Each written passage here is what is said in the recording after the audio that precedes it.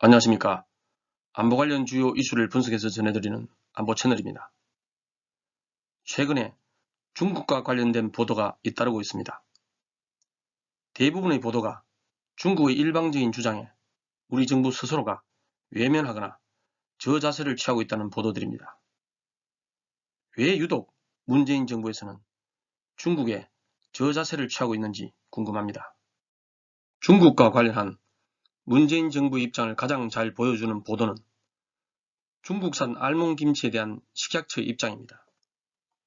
식약처 대변인실 공무원은 중국 알몬김치에 대한 취재에서 옛날로 치면 한국은 속국인데 속국에서 인정을 받고 관리를 대신 해주겠다고 요구하면 중국의 기분이 좋지 않을 것이라고 설명했다고 합니다. 더 나아가 중국은 선진국이면서도 좀 거대한 나라, 즉 강대국이라고까지 말했다고 합니다. 공문이 이렇게 말했다는 것은 정부의 기조가 그렇다는 것을 의미합니다. 문재인 대통령은 17년 중국을 방문한 자리에서 중국을 높은 산보고리 대국으로 우리는 작은 나라라고 말했습니다.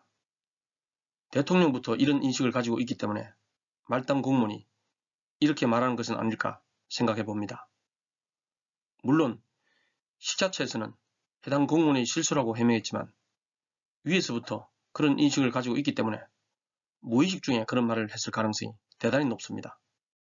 문재인 정부는 인권을 탄압하고 있는 미얀마, 홍콩, 신장 위구르 사태에 대해 이중적인 태도를 취하고 있습니다.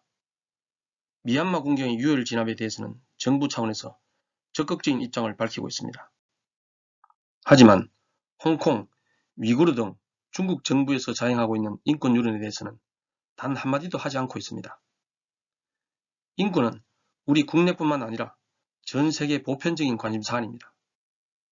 홍콩, 신장 위구르 사태에 대해서는 외면하면서 미얀마 사태의 목소리를 높이는 것은 국제사회의 불신을 스스로 확대하는 선택입니다.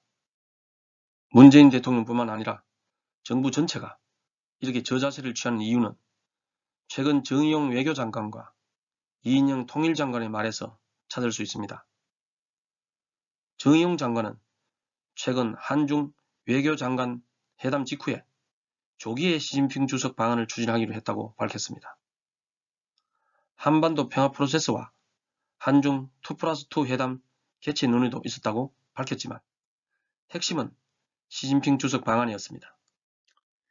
이인영 통일장관은 베이징 동계올림픽 남북 공동응원열차 운행 세미나 축사에서 남북 공동응원열차는 단순한 운송의 문제가 아니라 남북 간 교류, 왕래, 관광 등 협력 계기가 될 것으로 기대한다고 말했습니다.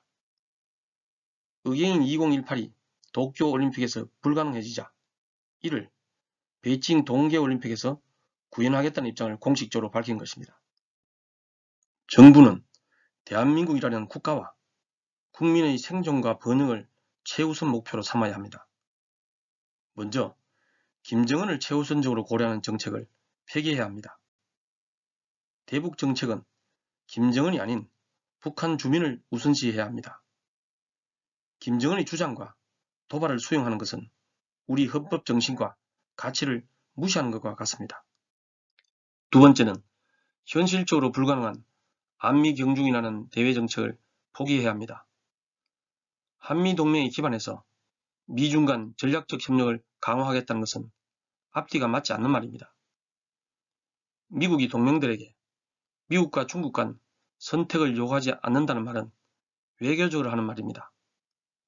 계속적으로 한미 경중을 유지하는 것은 대한민국의 국가 가치와 국가 이익에 맞지 않는 것입니다. 헌법 정신과 가치, 국가의 가치와 국가 이익에 맞지 않는 선택은 하지 말아야 합니다. 감사합니다.